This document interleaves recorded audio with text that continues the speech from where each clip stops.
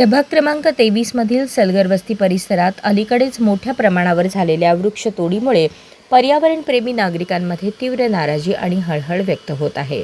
अनेक वर्षांपासून सावली, स्वच्छ हवा आणि पर्यावरणीय संतुलन राखणाऱ्या वृक्षांच्या तोडीमुळे परिसराच्या पर्यावरणावर विपरीत परिणाम होण्याची भीती नागरिकांनी व्यक्त केली.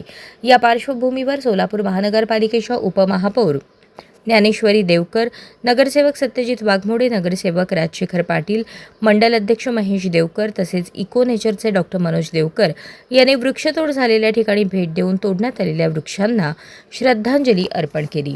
यावेळी उपस्थितांनी पर्यावरण संवर्धनाचा संदेश देत वृक्षांचे महत्त्व अधोरेखित केले. वृक्ष हे केवळ पर्यावरणाचेच नव्हे तर मानवी जीवनाचेही अविभाज्य घटक असून त्यांचे संरक्षण व्हावे ही प्रत्येक नागरिकाची सामूहिक जबाबदारी असल्याचे मत व्यक्त करण्यात आले. तसेच भविष्यात अशा प्रकारच्या वृक्षतोडीला आळा घालण्यासाठी जनजागृती करण्याबरोबरच मोठ्या प्रमाणावर वृक्षारोपण आणि वृक्ष संवर्धन उपक्रम राबवण्याचा निर्धार करण्यात आला.